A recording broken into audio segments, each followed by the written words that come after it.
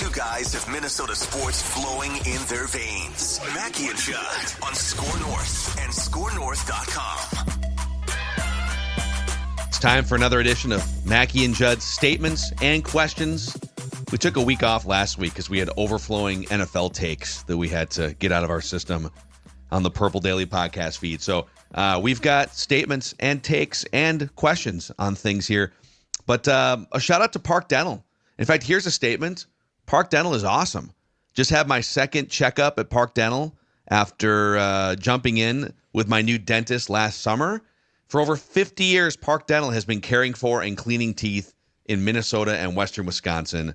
And if you're like me and you were without a dentist, my old dentist had retired.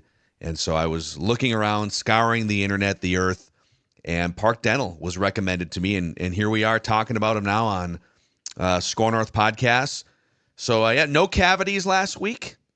No cavities. They nice. did do, I'll admit, I don't floss as much as I could or should. So they gave me a little nudge on the flossing. Gotta floss. Flossing's key. But they didn't make me feel like an idiot, Like sometimes you go in, you're like, oh man, I'm going to get shamed. I'm doing that now. You gotta floss more. You gotta floss more. They were nicer than me. They were much more tactful than you are. Schedule your checkup at parkdental.com. That's parkdental.com. All right, boys. We have a Curb Your Enthusiasm moment that we're going to get to later on here. Nice. We'll start with something Timberwolves, though. Terrible news. Boy, Dallas, after trading Luka, then they lose I think Lively was already out. Then Gafford and Anthony Davis went down. And then Kyrie Irving tore his ACL last night. They also announced they raised ticket prices like 2 days ago. It's a total disaster in Dallas right now with the Mavericks. So my statement is, buckle up, Timberwolves fans. It's only arrow up from here the rest of the season. So the Wolves right now, they sit with the tiebreakers. They sit in the 9th position in the Western Conference, which is not great. But they're a game up on Dallas. So we'll start with, what's the worst case scenario? This right now is the worst case scenario for the Wolves. It cannot and will not, and I will knock on wood because this is barring injury and I don't want to jinx anything. But assuming Anthony Edwards doesn't get suspended a few more times for technicals or something worse, the Timberwolves in the 9 seed are as low as they can really possibly be because Dallas now, without Luka, Anthony Davis, Kyrie, a couple other really key big men, are basically a G League team. They got a couple good players left, PJ Washington, whatever, but they are clinging to 2 games above 500, a game back of the Wolves. They're probably going to slide down the standings now. The Phoenix Suns are just a zombie team walking to the finish line. I don't even know if they want the 10 seed. Wouldn't they rather just avoid that travel and then get on with trading Kevin Durant in the summer? Mm-hmm. The Wolves kind of showed you in the second half of that game. So they're 5 games under 500. I would say the Blazers, Declan brought this up before the show, the Blazers have been the most, I don't know, a team with an actual pulse lately that could maybe climb into that 10 spot. The Spurs look promising, but now Wemby's out for the year. So there's really no danger of falling below the 10 seed. So you're in the play-in worst case scenario. But here's the even better news. You're only a half game back of the 6 seed and only 4 games back, 4.5 of the Rockets for the 5 seed. And even, I would say you're still within striking distance of the Grizzlies because you have the easiest schedule remaining of any team in the league. 20 games left. 13 against below 500 teams, including the next 4. Back-to-back against a Joel Embiid-less Sixers team tonight and then a bad Hornets team tomorrow. Please take care of business against these bad teams. They have lost 8 games against below 500 teams, but 13 games remaining out of 20 against sub-500 teams. Can you go 10-3 in those games and then go 4-3 in the other 7 against legitimate opponents? That puts you at 14-6, realistically, I think, to finish the season with a 47-35 record, flirting with the 4 and the 5 seed in the Western Conference. Arrow up from here. As Chris Finch said, after the brutal loss on Friday against the Jazz, we are our own worst enemy. Yeah. Our biggest opponent is the Minnesota Timberwolves, and he's exactly right. What do you think about Golden State now? Is Golden State fixed? is going. Yes. I mean, they've gotten hot. So That'll be a problem. So yeah, is Golden State now probably going to pass the Rockets? I still think that the Wolves do have an opportunity to get into the top 6 and avoid the play-in completely. Yeah, the Jimmy Butler trade completely changed the energy, the complexion. I mean, you basically replace kind of unreliable, comatose Andrew Wiggins, who's, he can pop up and have some games, but you replace him with an absolute bona fide do anything Swiss Army knife. I don't like the way Jimmy Butler handles his way out of organizations, but in the short term for the Warriors, he's a great fit for what they're trying to do. They are definitely old, but yeah, they're definitely not going away. They've won. When was the trade deadline? It was like the first week in February. Yep. So I'm pretty sure they've won 8 of their last 10 since making that trade. Yep. So yeah, right now they are locked into the 6th seed, right? Yep. So I actually think the Rockets could continue to kind of tumble down. I don't think it's a complete collapse, but I could see the Rockets in the play-in. I could see the Warriors, the Lakers too, man, like with LeBron and Luka. Yeah. They're up to the 2 seed now. But I could see the Wolves catching the Rockets. I could see the Wolves finishing like 14-6 in their last 20 and the Rockets playing about 500 basketball. Mm-hmm. And it becomes Thunder, Lakers, Nuggets, Grizzlies, Warriors in the 5 seed, Wolves in the 6 seed ahead of Rockets, Clippers, Kings, and then whoever wants that 10 seed. All right. Because it looks like that's what intrigues me is the top of the West now, because the Lakers and Golden State look to be different teams. So playoff wise, I think that could definitely have implications. But yeah, it's the Clippers, it's the Kings, and the Wolves. And of those 3 teams, I think I like the Wolves the best. And it would not shock me if they got to 6, which I would like them to avoid. I think they're too good to be in the play-in tournament. Like, they should not be. It's been a rough year at times, but the reality is, if you look at this roster right now, when healthy and the depth, this is a damn good team. The Wolves are.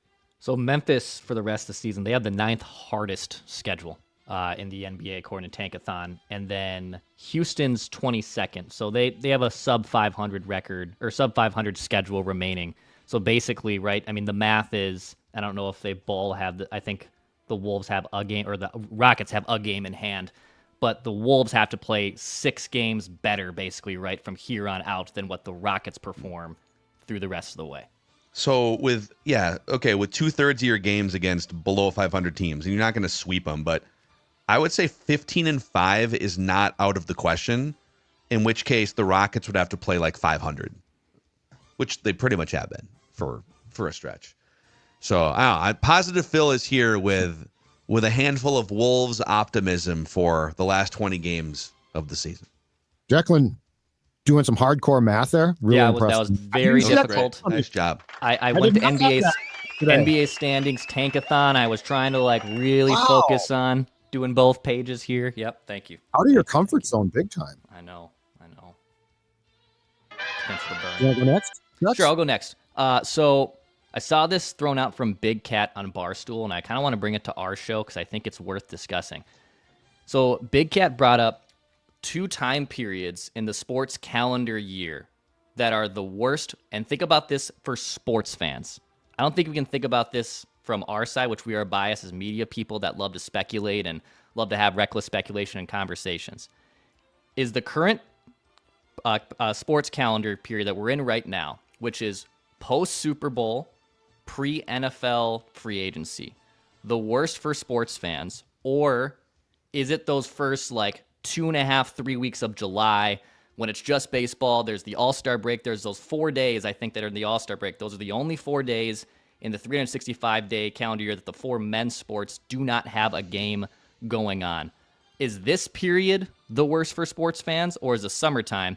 And keep in mind, the summertime, though, as a human, you are doing more things naturally fun in the summer, right? You're traveling, you're hanging out with buddies, you're enjoying the weather, except for Judd.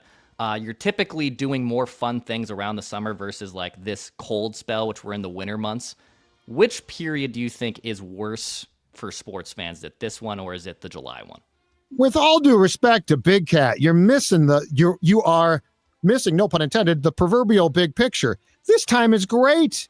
Yes, free agency has not started yet, but look at the last 3 weeks or so, you guys. We are like pigs in slop, rolling around in Darnold speculation and Murphy and outside guys. We've done 6 blueprints. Stafford went and hung out with Tom Brady on a mountaintop in Montana. Like, anything leading into March is not. Look, if you're a hoops fan, you got hoops games. If you're a hockey fan, you got hockey games. The July, I don't think that you can include your life and be like, well, but July, I'm out in the boat or something. Good for you if you are, but that doesn't give me my sports.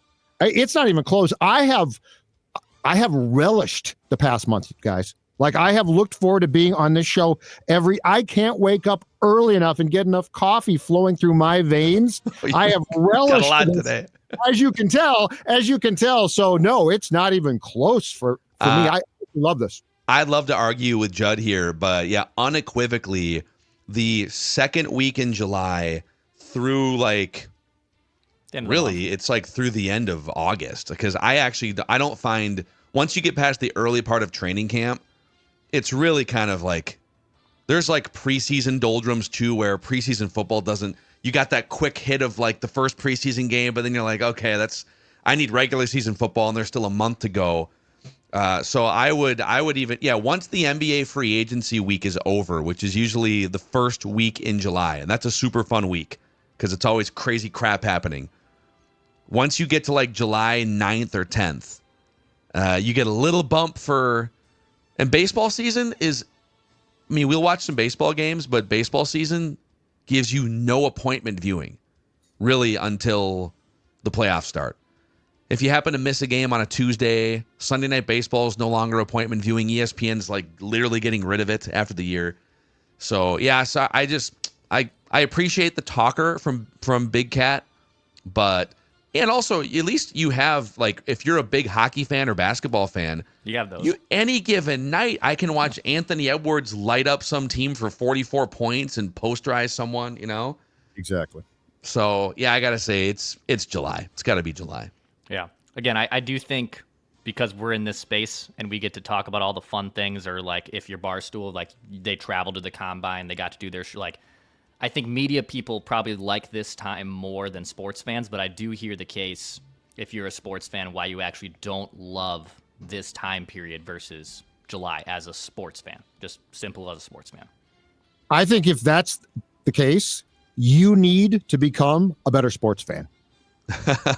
like I look at my Star Tribune today and I got full schedules of games. I've got a grid right here with all of the games on. Look, and I don't enjoy now as much or even close college hoops, right? Like I used to love it and now it's sort of disintegrated, but I'm going to tell you right now, the NC2A tournament that Thursday and Friday are still great fun. Yeah, let's go. The anticipation I feel now is huge. On July 14th, I'm like, oh, it's the baseball all-star game. Okay, I might watch that. And training camp starts, but Phil's right. Training camp is filled with stops and starts. It's like, okay, it's finally here. Awesome. A week goes by. Play a game, please, right? Then they play a game, and it's like, don't play any more games. Let's just get to let's get to it. So like, I would say this, Big Cat, challenge yourself as a sports fan to really take this excitement in and embrace it. Yeah, I agree.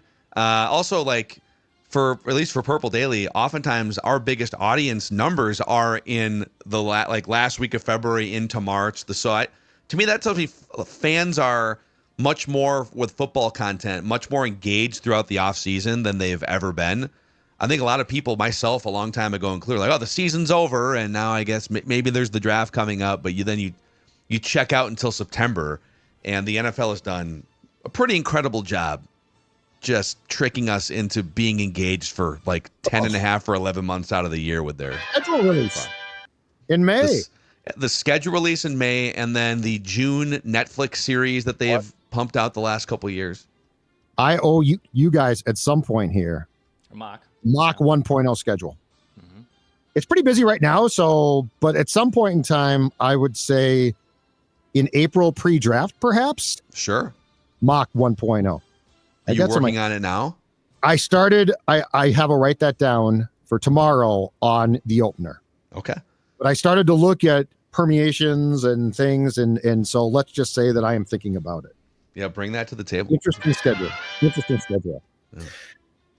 My statement is this: Twin spring training, it's different. For a long time, it's all been about R&R, right? Let's get off our feet. Opening day, it's a long season. I don't know if you guys saw this. I'm guessing Dex did.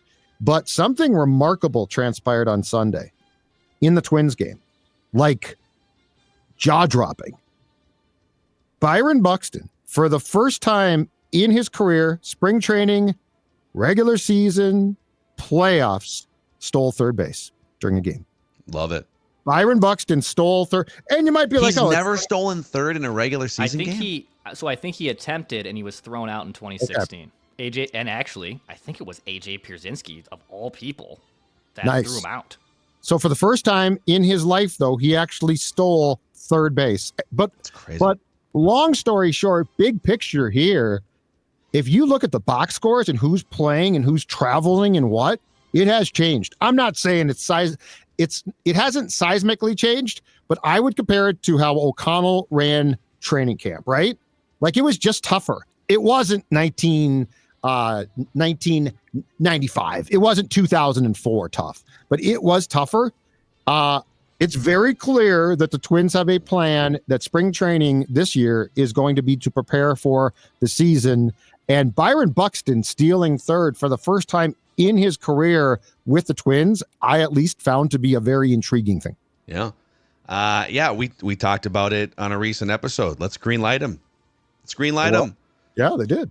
Exactly. He's a few years into the contract. He's 30, on the wrong side of 30. At this point, what are you preserving for? I can see when he's 25 and you want to, at this point, hey, if he can, if him stealing 25 bases helps your team win more games this year, cut him loose, baby.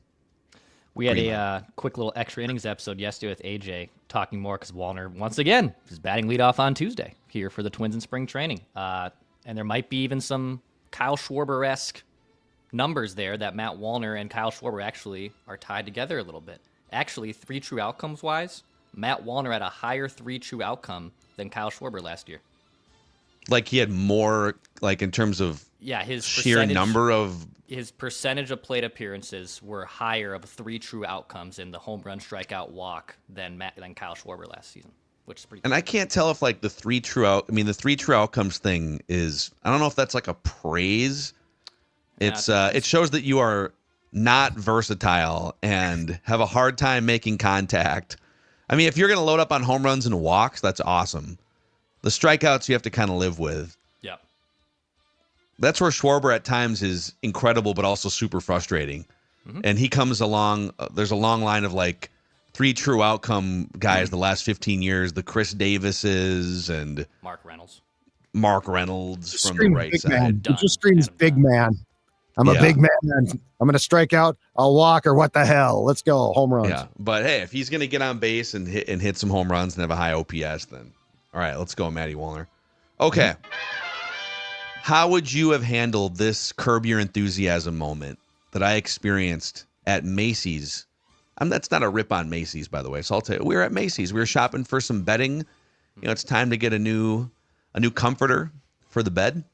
Mm-hmm. So I'm wondering how something happened to me and my wife that has never happened before when shopping in person. Okay. And it really makes you think about what is allowed and what isn't. What are the rules of shopping when you're out and about? Okay. So we're walking around and we stumble into the comforter section of Macy's, downstairs, where they got all the different beddings for king, queen, twin, full, whatever you could ask for, right? So we have we've acquired 3 different options that we are looking at. How they're in the clear bags and you can kind of see what the comforter is. Yep. With the little handles. So we've got, it's like a little comforter briefcase, if you will, with kind of plastic coating around it. So we've got 3 different options that they're in front of us, kind of on the ground. And we are surveying these options. and an older woman comes walking over and kind of crouches down right in front of us and starts looking at one of these. Now, this isn't like we literally had pulled 3 options off of the shelves, and we've got them in front of us, kind of in our possession, but we haven't like put them in a cart or walked away with them. So they're just in front of us. And this woman comes over and kind of kneels down next to us and starts looking at one of them. And we're like, socially, that's a little weird, because if someone's like looking at something at a store, even at the grocery store, if someone's looking at the, like Judd's ketchup section, I'm not going to like crowd up right next to them and also look at the ketchup. I'm going to give them a chance to, you do your thing and then I'll circle back, right? That's a definite space invasion right there. Yeah. So the initial violation was a little bit of a space invasion, kind of weird. No Macy's question. flash sale. Just got a text message. Macy's flash sale. 50%. Let's go, dude. Look at that. Wow. God, Dude, that listen is to us. Our phones your listen to us. phones, Dude, man. come on. Are you kidding me? That just happened right now? So, all right. So she goes away and we decide on one of the 3 comforters. So we grab the comforter case and we are now moving to a different section of the bottom floor at Macy's. Oh, no. Comforter in hand. We set down the comforter to look at some other items. Oh, my God. This woman following us comes walking over. And now, again, we have moved the comforter away. We are in possession of the comforter. This is your comforter now. We haven't bought it yet, You're going to buy it. but we are holding it with the intent to take it to the register and buy. But I set it down again to look at, because I just don't want to hold it the whole time. So I kind of set it down and I'm looking at some other stuff like pillowcases, whatever. Sure. And she comes walking over, following us, and she gets down on a knee again and starts like handling it and touching it. And we're literally like, my wife and I are just laughing. We're trying to decide, should we confront her? I would have confronted. So we did. We said, "Hey, listen, looks like you really want this. So if you want it, it's yours." And she was like, "Oh, she's probably in her 60s, I don't know." And she was kind of like, "Oh no, I'm just looking just like you guys are." And we're like, That's I weird. mean, we're no longer looking. Like we have looked and we have chosen the comforter. You're out of the comforter section by now. Like you have it. Like you grabbed it and you moved it to a different aisle. Okay, Yeah, but we have not purchased it yet. That's fine. That's fine. No, but that's Dex is right. That's super weird, dude. So that's my question. A, how would you have handled? And B, are you allowed, like if you're in a grocery store, if someone is like, if someone has something in their cart but they haven't bought it yet, can you just reach in and grab a can out of someone's cart? Hey, we're all just looking. You can't. I think you What got are the rules? I think you got to do one of those semi-uncomfortable. Can I help you? Yeah. At that point, Yeah. like, What can do I you- help you? What are you doing there? What's the plan here? The fact you have, I will say, I think there is the gray area if you're all looking at, the aisle of the comforters and you're all kind of a couple of people are focused in on the same thing and you're kind of eyeing it and someone else is eyeing it. I think it is. It's But they're first on come, the first shelf serve. still. Yeah, they're on the shelf still. First come, first serve. If you have grabbed an item and you have taken it off the shelf, whether the intention to like hold it and look at it, or in your case, walk away with it to a different part of the store, you are in the possession, and at very least, you have reserved the right to purchase that. That is yours right now. It's in my cart, so to speak. It's in the queue. Yes.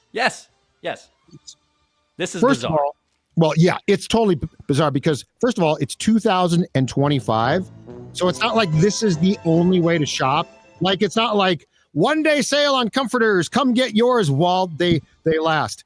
My guess is that it wasn't like the store was packed. So you're in the store. There's a healthy amount of people. I was kind of surprised. So, hey, shopping malls are back. Let's go. But it's weird. It's weird that she would come up and like kneel. I mean, the second one is totally bizarre. We thought we were being punked. We legitimately thought, this is like we're on TikTok. Someone is. Yeah. This is someone's going to come out and. Yeah. Or they're trying to bait us into a reaction or something, or it's not really an old woman. It's a teenage kid who is like make-upped up or something. Yeah. That's legitimately what we thought. It makes sense. You guys have probably seen, like, I actually haven't ever really watched start to finish Seinfeld, but I've seen obviously like enough clips and like famous episodes where I know some of it. You know, the one where Jerry and Elaine are at the airport and he has the car reservation and she's like, we actually don't have your car. And he's like, but I made a reservation. Oh yeah. You know, like, where's my car? Yeah. So like when I went to Hawaii, we had booked like a Jeep Wrangler to do these, you know, drives around Hawaii. And as I land and as I report, hey, I'm in Hawaii now, I can go to the car rental place. They're like, we ran out of Jeeps. And then to give me a Mustang, which to me are two very different cars. Like, those are not in the same, because you know sometimes car rental places. But wait, did you reserve a Jeep or did you reserve a category of car like a Jeep? Because that's usually how you do it. And that is usually that's a Jeep or something similar. So I'm just assuming that I'm probably gonna get a Jeep or something similar. But the offer was a Mustang instead, which again are two, in my opinion, very different type of cars. One's very low to the ground. One's high up. One, they're designed completely different. Not even a motorhead, and I can tell you that. But like, I had flown for 8 hours. I'm exhausted. I want to get to the resort. I'm not going to fight this situation. But in your situation of if you have like, this would be like if someone grabbed the keys out of your hand at the car rental spot and said, I'm taking this car. Yeah, that's 100%. But to follow you, to me, like the first time is sort of weird. The second time is bizarre. Like, is something wrong with the person? Yeah. Like, that is totally bizarre. Like, you know, you're out of the comforter section and now you're still following a couple that picked a comforter. And we were still in the, the bed adjacent section because we were like onto the other, the sheets and whatever. It was just a different part. So anyways, I don't know. Totally weird. Totally weird. Can I ask you guys a question in all seriousness? Why do your phones respond like when you just talked about Macy's? Declan got I have gone around like when I'm driving, I will arbitrarily say stuff about stuff I love just to see if my phone will pop stuff up, and it doesn't. It's like my phone ignores me. Like, why does Declan like I can say? How old is your phone? Oh, good question. It's a few years old. I mean, here it is. It's fine. It works fine, but It's not new. But is that why? I don't know. Maybe you have found some sort of setting. I'm the same way. Like, even the targeted ads. If we start talking about, like, the fact that we just talked about Macy's, I will also 100% get like 2 emails from Macy's today and like some Instagram targeted or some bedding. I'm sure I'll get like sheets or whatever the hell, like a purple mattress ad, 100%. And you know what? A lot of people think that that's an invasion. That is. We got to be careful about this. Well, A, that ship left the dock 10, 12 years ago. So, yeah, everyone knows everything about us. And B, I kind of like it. Like if I'm surfing through Instagram, I don't want just random, complete non sequitur ads. I want you to send me something I might buy. I just bought some shoes because I got a DSW thing and I've been looking I went to the mall on Sunday just like you did. I went to the mall. I went for like 4 hours looking for a pair of GD shoes that I liked and I couldn't find them. Just went online and bought them instead. And now I'm probably still going to get the same, like, more DSW or more whatever the place I bought them from, which is, like, that does feel annoying. But I'm with Phil. There are random things. I saw, like, a baseball LED sign that I will probably like for my background when I moved. I was like, oh, what a great one right there. That looks badass. I would like that. I typically am okay with the targeted ads. I don't get any of this. I've tried. I don't get a damn thing. I want targeted ads. I want like sports stuff. I never get it. You want beer? Like you just want advertisements of I want my phone to listen to me. To me, it's a companion piece. This morning, it's a little, I don't know, it's like a little dry and I got allergies. And so this morning I woke up to Instagram served me an anti-snoring ad. I'm like, wait a second. So you're going to shame. So my phone heard me snoring last night. Yep. And now it's shaming me and saying, you might want to try this mouth device here, guy. Send me that because I have, my wife is at her wit's end. Apparently, this has only been like in the last year of us. I did not snore at this level up until the last year, and it's becoming up. My wife bought earplugs. My wife has bought earplugs. It's become that. Yep. It's tough. Yeah. Go on the couch. I don't mind. But then, maybe this is just my wife, and us and our marital bliss is only, 8 months into our marriage. She hates when I leave the bed. She doesn't like when I leave. She wants me to be next to her. She'll get used to it. I'm well aware that's probably going to be the case. That won't be a problem for long. Don't worry about it. We should normalize everyone having their own individual bedroom and just space to be as loud as you want to go to bed whatever time. Snoring. and it's like, it's a lot of work to like, okay, then you get a CPAP machine, but that's a lot of work too. So I just say, go sleep on the couch. Yeah. The dog will follow you probably. No, the dog will stay with her. When she gets up and goes to the other room because of my snoring, the Vinny, I'm chopped liver in this house. I'm not the favorite by far. Yeah. Do you guys want to go to DSW later and just like poach people's shoes as they're trying them on? DSW is great. I get my shoes there. It's fantastic. Yeah. Just like as someone's putting the left shoe on, grab the right one and go buy it. Dude, that is totally bizarre. Yeah, that's weird. The follow-up is what gets me. It's like very bold. It's the stocking part of the comforter that I don't understand. Yeah. How would you have handled it? Let us know in the YouTube comment section. So you got a problem, bud? Yeah. That's it. Can I help you? Those are your statements and questions here on Minnesota Sports with Mackey and Judd. We'll see you for some Write That Down predictions tomorrow.